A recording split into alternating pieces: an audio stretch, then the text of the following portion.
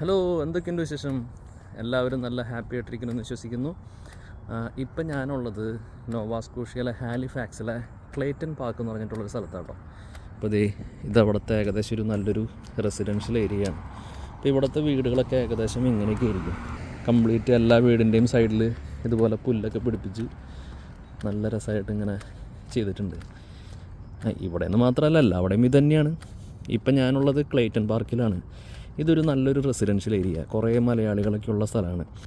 അപ്പോൾ ഈ ഹാലിഫാക്സിലേക്ക് വരുന്നവർ ഈ ക്ലേറ്റൺ പാർക്ക് എന്ന് പറഞ്ഞിട്ടുള്ള സ്ഥലം നോക്കി വെച്ചോ. അത്യാവശ്യം മലയാളികളൊക്കെ ഉള്ള നല്ല സ്ഥലമാണ്. ഇത് കണ്ട്, ഇത് ഈ കൂടെ നടക്കാനായിട്ട് നല്ല രസമാണ്. അപ്പം ഞാൻ ഇങ്ങനെ കാലത്ത് തന്നെ ജസ്റ്റ് ഒന്ന് നടക്കാനായിട്ട് ഇറങ്ങിയേക്കാണ്. ഓക്കെ, അപ്പം ഞാൻ ആക്ച്വലി എൻ്റെ ലാസ്റ്റ് വീഡിയോ ചെയ്തിട്ട് ഏകദേശം ഒരു 5 മാസമായി. അപ്പോൾ അതിൻ്റെ ഈ ഇത്രയും ഗ്യാപ്പ് എന്താ പറഞ്ഞതെന്ന് വെച്ച് കഴിഞ്ഞാൽ നമുക്ക് സമയമില്ലാത്തത് തന്നെയാണ് മെയിൻ കാരണം കൊച്ചിനെ നോക്കണം, പിന്നെ ജോലി ചെയ്യണം. അപ്പോൾ ഇതെല്ലാം കൂടി നമുക്ക് മാനേജ് ചെയ്യാൻ പറ്റാത്ത കാരണം കൊണ്ടാണ് യൂട്യൂബ് പയ്യെ ഞാനൊന്ന് സ്റ്റോപ്പ് ചെയ്തത്. അപ്പോൾ ഞാൻ ഈ അടുത്ത ദിവസങ്ങളിലൊക്കെ ജസ്റ്റ് കാനഡേനെ പറ്റി ചുമ്മാ യൂട്യൂബിലൊക്കെ ഒന്ന് സെർച്ച് ചെയ്ത് നോക്കിയപ്പോഴത്തേനും എല്ലാവരും പറയണത് എന്താണെന്ന് വെച്ച് കഴിഞ്ഞാൽ കാനഡയിൽ വന്നു കഴിഞ്ഞിട്ടുണ്ടെങ്കിൽ പട്ടിണിയാണ്, അതാണ് ഇതാണ്, ജോലിയില്ല. നമ്മളെപ്പോഴും മറ്റുള്ളവരിൽ നിന്ന് വ്യത്യസ്തമായിട്ടുള്ള ഈ ജോബ് സെർച്ചിങ് സ്ട്രാറ്റജീസ് യൂസ് ചെയ്യണം. എന്നാൽ മാത്രമാണ് അവരിൽ നിന്ന് വ്യത്യസ്തമായിട്ട് നമുക്ക് ജോലി കിട്ടാനൊക്കെ ആയിട്ട് കുറച്ചും കൂടി എളുപ്പമായിട്ടുണ്ടാവുക. അപ്പോൾ ഈ ജോലിയില്ല എന്ന് പറയണ എൻ്റെ ഒരു മേജർ റീസൺ എന്നിട്ടെന്ന് വെച്ച് കഴിഞ്ഞാൽ നമ്മളൊരുപാട് ജോലിക്ക് അപ്ലൈ ചെയ്യുന്നു. പക്ഷേ ആ ഒരുപാട് ജോലിക്ക് അപ്ലൈ ചെയ്തിട്ടും അതിൻ്റെ നമുക്കൊരു ഇൻ്റർവ്യൂ കോൾ കിട്ടാത്തതാണ് അല്ലേ, അതാണ് മെയിൻ റീസൺ. ഇൻ്റർവ്യൂ കോൾ കിട്ടുകയാണല്ലോ ബാക്കി പരിപാടികളെ ചെയ്യാൻ പറ്റുള്ളൂ. അപ്പം ഇൻ്റർവ്യൂ കോൾ എന്തുകൊണ്ട് കിട്ടുന്നില്ല? അപ്പോൾ അതാണ് ഞാൻ ഈ വീഡിയോയിൽ സംസാരിക്കാനായിട്ട് ഉദ്ദേശിക്കുന്നത്. ഇതെൻ്റെ പേഴ്സണൽ എനിക്ക് തോന്നിയിട്ടുള്ള കാര്യങ്ങളാണ്. ഇത് തന്നെയായിരിക്കണം എന്ന് ഞാൻ പറയുന്നില്ല, എനിക്ക് തോന്നിയിട്ടുള്ള കാര്യങ്ങളാണ് ഞാൻ പറയുന്നത്. ഓക്കെ, അപ്പോൾ ഞാൻ വീഡിയോ തുടങ്ങാം. അപ്പോൾ ഈ വീഡിയോ കാണുന്നതിന് മുമ്പ് ഞാൻ ATS എന്ന് പറഞ്ഞിട്ടുള്ള ഒരു സംഭവം, ആപ്ലിക്കേഷൻ ട്രാക്കിംഗ് സിസ്റ്റം, അത് ഒന്ന് വിവരിച്ചുകൊണ്ട് ഞാൻ വേറൊരു വീഡിയോ ചെയ്തിട്ടുണ്ട്. അപ്പോൾ അത് ഞാൻ ഇവിടെ എവിടെയെങ്കിലുമൊക്കെ ഒന്ന് പിൻ ചെയ്ത് വെച്ചേക്കാം. അപ്പോൾ അത് നിങ്ങൾ ആദ്യം തന്നെ കണ്ടിട്ട് വേണം ഈ വീഡിയോ കാണാൻ, അപ്പോഴാണ് നിങ്ങൾക്ക് കുറച്ചും കൂടി മനസ്സിലാവാം. ഓക്കെ, അപ്പോൾ നമുക്ക് വീഡിയോ സ്റ്റാർട്ട് ചെയ്യാം. നടന്ന് വന്നപ്പോൾ ഇങ്ങനൊരു ചെറിയൊരു വഴിയുണ്ടല്ലോ, ഇതിൽ കൂടെ നമുക്ക് പോയി നോക്കാം കേട്ടോ. അടിപൊളിയല്ലോ. അതിൻ്റെ ഉള്ളിൽ പോയി ഇരുന്നിട്ടുണ്ടെങ്കിൽ നമുക്ക് സമാധാനമായിട്ട് വീഡിയോ ചെയ്യും, ആരും ഡിസ്റ്റർബൻസിനും വരില്ല. അടിപൊളി. ഓക്കെ, അപ്പോൾ ഇതിൽ കൂടെ നടന്നിട്ടുണ്ടെങ്കിൽ ചിലപ്പോൾ മാന കാണാൻ പറ്റും. ഇതിൽ കൂടെ ഒക്കെ മാനൊക്കെ ഇടയ്ക്ക് കൂടി നടക്കാറുണ്ട്. ഓക്കെ, അപ്പം നമ്മൾ പറഞ്ഞു എന്താ, ഇൻ്റർവ്യൂ ഇൻവിറ്റേഷൻ കിട്ടാത്തതിൻ്റെ ഒരു മേജർ റീസണായിട്ട് എനിക്ക് തോന്നിയിട്ടുള്ളത് എന്നിട്ടെന്ന് വെച്ച് കഴിഞ്ഞാൽ ബേസിക്കാണ്. അതായത് ഇപ്പോൾ നമ്മളൊരു ജോലിക്ക് അപ്ലൈ ചെയ്യുന്നു, ആ ജോലിക്ക് എന്തുകൊണ്ട് നമുക്ക് ഇൻവിറ്റേഷൻ കിട്ടിയില്ല? അതിൻ്റെ മേജർ റീസൺ എനിക്ക് തോന്നിയിട്ടുള്ളത് ആ ജോലിക്ക് വേണ്ടിയിട്ടുള്ള ഒരു സ്കിൽ സെറ്റ് നമുക്കില്ലാതെ തന്നെയാണ് മേജർ റീസൺ. അല്ലെങ്കിൽ നമ്മുടെ റെസ്യൂമിൽ ആ ജോലിക്ക് വേണ്ട സ്കില്ലുകൾ നമ്മൾ ഉൾപ്പെടുത്തിയിട്ടില്ല. ഓക്കെ, അപ്പോൾ അതാണ് മേജർ റീസൺ. ആ ജോലിക്ക് വേണ്ട സ്കിൽ സെറ്റ് നമ്മൾ നമ്മുടെ റെസ്യൂമിൽ ഉൾപ്പെടുത്തിയിട്ടില്ലെങ്കിൽ ഓട്ടോമാറ്റിക്കലായിട്ട് ഈ ATS എന്ന ആ ഒരു പ്രോസസ്സിലൂടെ നമ്മുടെ റെസ്യൂം ഫിൽട്ടർ ആവാതെ പോവും. പക്ഷേ അറ്റ് ദ സെയിം ടൈം നമ്മളിപ്പോൾ ChatGPT വഴിയോ നമ്മളെന്ത് ചെയ്യും, ഈ ജോബ് ഡിസ്ക്രിപ്ഷൻ കോപ്പി ചെയ്ത് ChatGPT വഴി ഒരു ജനറിക് CV ഉണ്ടാക്കുമ്പോൾ അതിൻ്റെ ഒരു പ്രശ്നം എന്നിട്ടെന്ന് വെച്ച് കഴിഞ്ഞാൽ ഇത് വായിക്കുന്ന ഈ HR അല്ലെങ്കിൽ ഇത് റിവ്യൂ ചെയ്യുന്ന റെസ്യൂം റിവ്യൂ ചെയ്യുന്ന ആ ഒരു സ്റ്റാഫിന് ശരിക്കും പറഞ്ഞാൽ മനസ്സിലാവും ഇത് ChatGPT വഴിയുള്ള ഒരു ജനറിക് റെസ്യൂമാണോ എന്നുള്ളത്. അവർക്ക് ആ നമ്മുടെ എക്സ്പീരിയൻസ് കാര്യങ്ങളൊക്കെ എന്താ പറയുക ഒന്ന് വെരിഫൈ ചെയ്യുമ്പോൾ അവർക്ക് മനസ്സിലാവും. നമ്മളെന്താ ചെയ്യേണ്ടതെന്ന് വെച്ച് കഴിഞ്ഞാൽ ഈ ATS എന്ന് പറഞ്ഞിട്ടുള്ള ആ ഒരു പ്രോസസ്സ് നമ്മുടെ മനസ്സിൽ വിചാരിച്ച് നമ്മുടെ റിയൽ എക്സ്പീരിയൻസ് നമ്മൾ എന്ത് ചെയ്യണം, ATS ഫ്രണ്ട്ലി ആക്കിയിട്ട് എഴുതി ഒരു റെസ്യൂം ഉണ്ടാക്കുക. ആ ഒരു റെസ്യൂം വെച്ചിട്ട് നമ്മൾ അപ്ലൈ ചെയ്യുമ്പോൾ നമുക്ക് എന്തായാലും ആ ഒരു ജോലിക്ക് ഇൻവിറ്റേഷൻ കിട്ടും. അപ്പോൾ ഫസ്റ്റ് പോയിൻ്റ്, ജോലിക്ക് ആവശ്യം വേണ്ടിയിട്ടുള്ള സ്കിൽ സെറ്റ് നമ്മുടെ റെസ്യൂമിൽ ഇല്ലാത്തതാണ്. അല്ലെങ്കിൽ നമ്മുടെ പ്രീവിയസ് എക്സ്പീരിയൻസ് ചിലപ്പോൾ വേറെ ആയതുകൊണ്ടായിരിക്കാം ഒരു പക്ഷേ നമുക്ക് ആ ജോലി കിട്ടാത്തത്. പിന്നെ നിങ്ങളൊന്ന് ആലോചിക്കുക, ഞാൻ ആക്ച്വലി ജോലി നോക്കുന്ന സമയത്ത് ഒരുപാട് ജോലിക്കൊന്നും അപ്ലൈ ചെയ്തിട്ടില്ല കേട്ടോ. ഞാൻ എന്തിട്ട് ചെയ്യുന്നത് വെച്ച് കഴിഞ്ഞാൽ എൻ്റെ കയ്യിലൊരു റെസ്യൂം ഉണ്ടായിരുന്നു. അതായത് എൻ്റെ പഴയ എക്സ്പീരിയൻസ് വെച്ചിട്ടുള്ളൊരു ജനറിക് റെസ്യൂം ഞാൻ ഉണ്ടാക്കിയിട്ടുണ്ട്. അപ്പോൾ ഞാൻ ഇൻഡീഡിൽ നോക്കും ഏതൊക്കെ ജോലികളാണ് IT മീൻസ് ഇൻഫർമേഷൻ ടെക്നോളജി പരമായിട്ടുള്ള എന്തൊക്കെ ജോലികളൊക്കെ ഉള്ളതെന്ന് ഇൻഡീഡിൽ സെർച്ച് ചെയ്യുമ്പോഴത്തേനും ഒരുപാട് ജോലികൾ കാണാമല്ലോ. അപ്പോൾ ഈ ഒരുപാട് ജോലികളിൽ തന്നെ ചില ജോലികൾ എന്ന് വെച്ച് കഴിഞ്ഞാൽ നമ്മുടെ എക്സ്പീരിയൻസ് ആയിട്ട് ഒട്ടും മാച്ച് ആയിട്ടുള്ള എക്സ്പീരിയൻസ് ആയിരിക്കില്ല. അപ്പോൾ അത് ഞാൻ എന്ത് ചെയ്യാം, ഞാൻ ജസ്റ്റ് ഒരു പേരിന് ചുമ്മാ ഒന്ന് അപ്ലൈ ചെയ്യും, വെറുതെ ഒന്ന് അപ്ലൈ ചെയ്യും. എൻ്റെ കയ്യിലുള്ള റെസ്യൂം വെച്ചിട്ട് തന്നെ ജസ്റ്റ് ഒന്ന് അപ്ലൈ ചെയ്യും. ആ സമയത്ത് നമ്മൾ ഒരുപാട് കടുംപിടുത്തം പിടിച്ച് ChatGPTയിലിട്ട് ഫിൽറ്ററൊക്കെ സെയിം സാധനങ്ങളൊക്കെ ആഡ് ചെയ്തിട്ടൊന്നും ഒരു കാര്യമില്ല. കാരണം അത് വായിക്കുന്ന ആൾക്കാർക്ക് മനസ്സിലാവും നമ്മുടെ പ്രീവിയസ് എക്സ്പീരിയൻസ് വേറെയാണല്ലോ. അപ്പോൾ അങ്ങനത്തെ സാധനങ്ങളൊക്കെ ഞാൻ അധികം ടൈം ഇൻവെസ്റ്റ് ചെയ്യാണ്ട് ജസ്റ്റ് ഒരു 5 മിനിറ്റ് കൊണ്ട് തന്നെ എല്ലാ പരിപാടികളും കഴിച്ച് അപ്ലൈ ചെയ്യും. പക്ഷേ ചില ജോലികൾ കാണുമ്പോൾ നമുക്ക് വായിക്കുമ്പോൾ തന്നെ മനസ്സിലായി ഇത് തന്നെയാണല്ലോ ഞാൻ എൻ്റെ മുമ്പത്തെ കമ്പനിയിൽ ചെയ്തത്, എൻ്റെ ഈ കമ്പനിയിൽ ഞാൻ ചെയ്തിട്ടുള്ള സെയിം സാധനങ്ങൾ തന്നെയാണ് ഇതിനകത്ത് ജോബ് ഡിസ്ക്രിപ്ഷനിലുള്ളത്. അപ്പോൾ അങ്ങനത്തെ സാധനങ്ങൾ നമ്മൾ എന്ത് ചെയ്യണം, കുറച്ച് സമയം ഇൻവെസ്റ്റ് ചെയ്തിട്ട് അതിന് വേണ്ടിയിട്ട് മാത്രമായിട്ടുള്ളൊരു റെസ്യൂമ് നമ്മൾ പ്രിപ്പയർ ചെയ്യണം. ഒരു പക്ഷേ നമ്മൾ ചില കീവേഡ്സൊക്കെ മാറ്റം വരുത്തേണ്ടി വരും. പിന്നെ ചില സാധനങ്ങൾ നമുക്ക് അറിയണതാണ്, പക്ഷേ അത് നമ്മുടെ റെസ്യൂമിലില്ലാന്നുണ്ടെങ്കിൽ ആ കാര്യങ്ങളൊക്കെ നമ്മൾ ഏതെങ്കിലും ഒരു കമ്പനിയുടെ താഴെ നമ്മളിത് മെൻഷൻ ചെയ്യാം. പക്ഷേ നമുക്കത് അറിയണം, നമ്മളത് ചെയ്തിട്ടുണ്ടായിരിക്കണം. അപ്പോൾ അങ്ങനത്തെ സാധനങ്ങളൊക്കെ വെച്ചിട്ട് നമ്മൾ എന്ത് ചെയ്യണം, ആ ഒരു ജോലിക്ക് വേണ്ടിയിട്ട് ഫോക്കസ് ചെയ്ത് കുറച്ച് നേരം ഇൻവെസ്റ്റ് ചെയ്തിട്ട് നമ്മൾ അതിന് വേണ്ടിയിട്ടൊരു സൂപ്പർ CV ഉണ്ടാക്കാം. എന്താ പറയുക, ATS ഫ്രണ്ട്ലി ആയിട്ടുള്ള എന്താ പറയുക നല്ലൊരു അടിപൊളി റെസ്യൂം ഉണ്ടാക്കുക. അതിൽ കുറച്ച് സമയം ഇൻവെസ്റ്റ് ചെയ്താലും നമുക്ക് ആ ജോലി എങ്ങനെയെങ്കിലും വാങ്ങിച്ചെടുക്കണം. മനസ്സിലായില്ലേ? അപ്പോൾ അതിന് വേണ്ടിയിട്ട് കുറച്ച് സമയം ഇൻവെസ്റ്റ് ചെയ്ത് ഒരു കസ്റ്റമൈസ്ഡ് CV ഉണ്ടാക്കി നമ്മൾ എന്ത് ചെയ്യണം, ഞാൻ 3 രീതിയിൽ അപ്ലൈ ചെയ്യും. ഒന്ന് ഇൻഡീഡിൽ ഇട്ടുണ്ടാവും, ചിലപ്പോൾ ഇൻഡീഡിലും അപ്ലൈ ചെയ്യും. ലിങ്ക്ഡിനിൽ പോയിട്ട് ആ ഒരു കമ്പനിയുടെ പേര് സെർച്ച് ചെയ്തിട്ട് അതിൽ വർക്ക് ചെയ്യുന്ന ആൾക്കാരെ കണ്ടുപിടിച്ചിട്ട് അവരുടെ അടുത്ത് ഞാൻ ജോലിക്ക് എന്നെ റെഫർ ചെയ്യുമോ അങ്ങനെയല്ല ഞാൻ ചോദിക്കുക.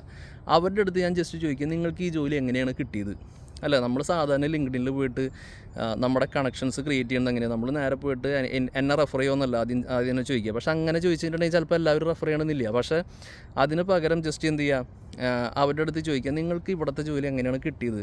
ഞാൻ ആക്ച്വലി ജോലി നോക്കിക്കൊണ്ടിരിക്കുകയാണ്, അപ്പോൾ എനിക്കൊരു ചെറിയൊരു ഗൈഡൻസ് കിട്ടിക്കഴിഞ്ഞാൽ കൊള്ളാം, എങ്ങനെയാണ് കിട്ടിയത്, ഏത് വഴിക്കാണ് കിട്ടിയത്?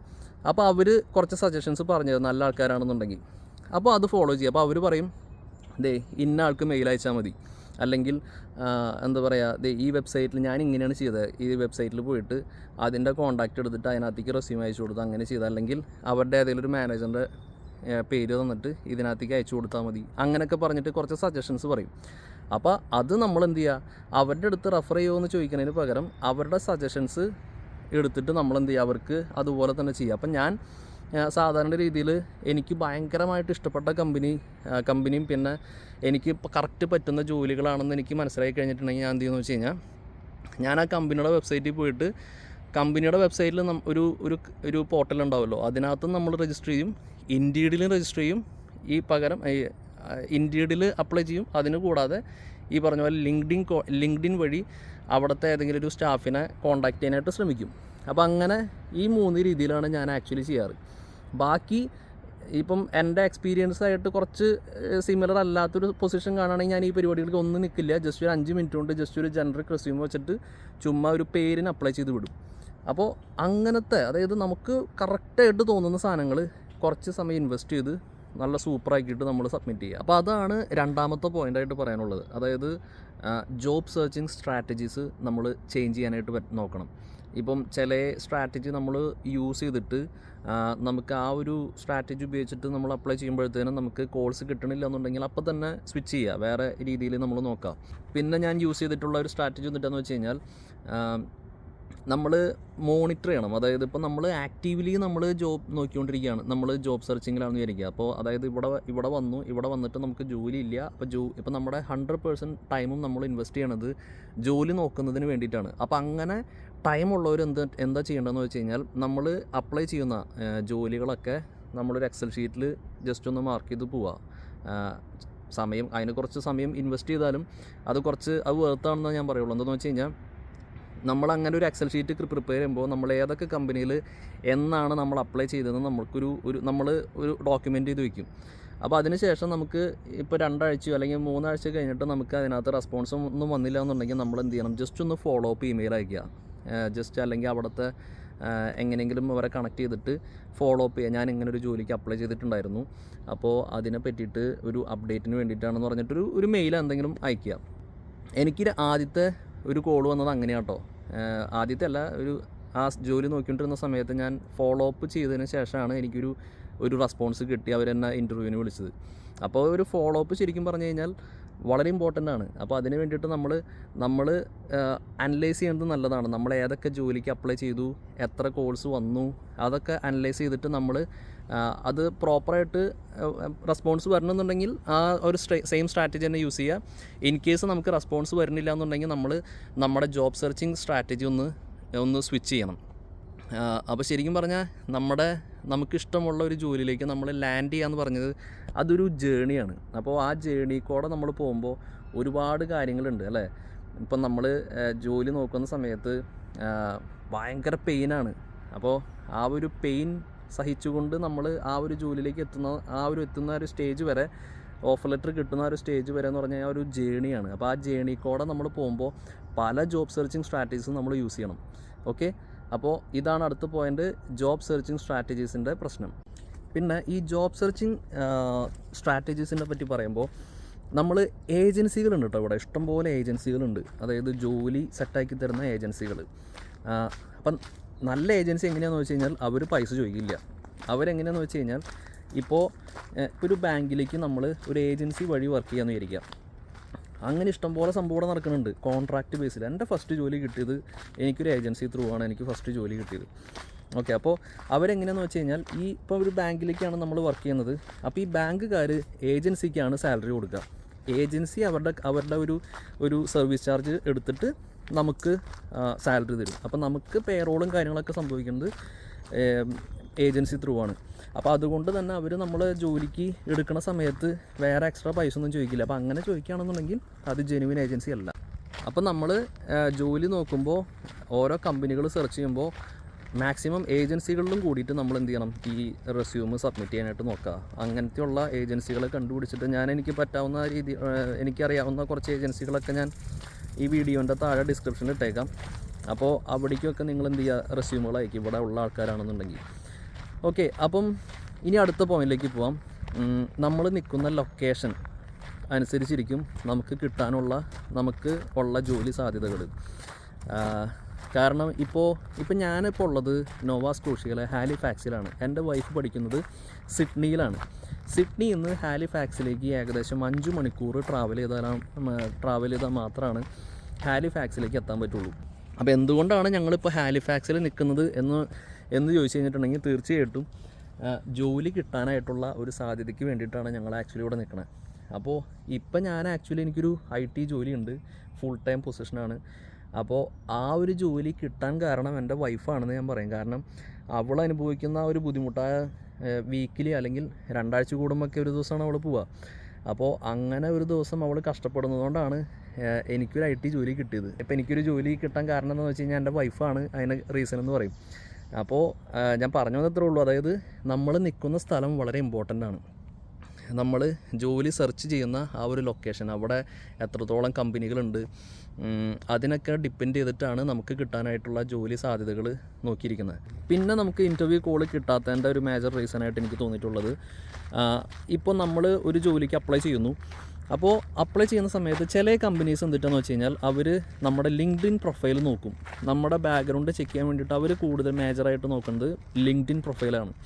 അപ്പോൾ ഈ ലിങ്ക്ഡിൻ പ്രൊഫൈലിൽ എഴുതിയിരിക്കുന്ന കാര്യങ്ങളും നമ്മുടെ റെസ്യൂമിലുള്ള കാര്യങ്ങളും തമ്മിൽ ഒരു ബന്ധമില്ലാത്ത കാര്യങ്ങളാണെങ്കിൽ അപ്പോൾ അവർക്ക് മനസ്സിലാവും ഇത് ആ ജോലിക്ക് വേണ്ടിയിട്ട് പ്രിപ്പയർ ചെയ്തിട്ടുള്ള ഒരു റെസ്യൂമാണെന്ന് അവർക്ക് മനസ്സിലാവും. അപ്പോൾ അങ്ങനത്തെ സിറ്റുവേഷനിൽ അവർ എന്ത് ചെയ്യും, അവർ ജസ്റ്റ് ആ റെസ്യൂം, ആ ഒരു ആപ്ലിക്കേഷൻ അവർ റിജക്റ്റ് ചെയ്യും. അപ്പോൾ നമ്മൾ എന്ത് ചെയ്യണം, അപ്പോൾ അതാണ് ഞാൻ പറഞ്ഞത്, അതായത് നമുക്കുള്ള റെലവൻറ്റ് എക്സ്പീരിയൻസ് വെച്ചിട്ടുള്ള ജോലികൾ കുറച്ചും കൂടി സമയം ഇൻവെസ്റ്റ് ചെയ്തിട്ട് നമ്മൾ ചെയ്യണമെന്ന്. അപ്പോൾ ആ റെസ്യൂമിലുള്ള കാര്യങ്ങളായിരിക്കും നമ്മുടെ ലിങ്ക്ഡിനിൽ നമ്മൾ എഴുതിയിട്ടുണ്ടാവുക. അപ്പോൾ ഈ ലിങ്ക്ഡിനും റെസ്യൂമും തമ്മിൽ മാക്സിമം ഒരു സിമിലാരിറ്റി, ഒരു മാച്ച് വരുന്ന രീതിയിലുള്ള കാര്യങ്ങളൊക്കെ നമ്മൾ എഴുതിയിട്ടുണ്ടാവണം. ഓക്കെ, അപ്പോൾ ഇതൊക്കെയാണ് ഞാൻ ഇന്നത്തെ വീഡിയോയിൽ പെട്ടെന്നൊന്ന് എനിക്ക് ആലോചിച്ചപ്പോൾ പറയാൻ കിട്ടിയത്. അപ്പോൾ ഇതാണ് ഇന്നത്തെ വീഡിയോയിൽ പറയാനായിട്ട് ഉദ്ദേശിച്ച കാര്യങ്ങൾ. സമയം കിട്ടുമ്പോഴൊക്കെ ഞാൻ ഇടയ്ക്ക് വീഡിയോസൊക്കെ ആയിട്ട് വരാം. ഓക്കെ, അപ്പോൾ എല്ലാവർക്കും ബൈ.